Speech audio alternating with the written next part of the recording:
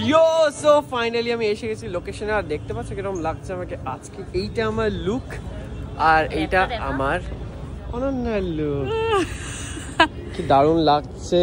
ও অসাধারণ লাগছে। এটাই তো আমাদের কাজ ছিল যে যাদের দুজনকে অসাধারণ লাগে।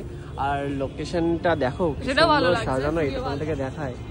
ওয়াও, এরকমই আমরা চেয়েছিলাম। এখানে একটা সেলফি বুথ হয়ে গেছে, দেখতেই পাচ্ছ কি সুন্দর দেখতে।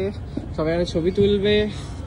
এখানে অলরেডি এসে গেছে কল্যাণী থেকে, কিন্তু তোমরা কলকাতা থেকে এসছো না, কল্যাণী থেকে এসছো, তাই জন্য তাড়াতাড়ি এখানে এসে গেছে সৃজা।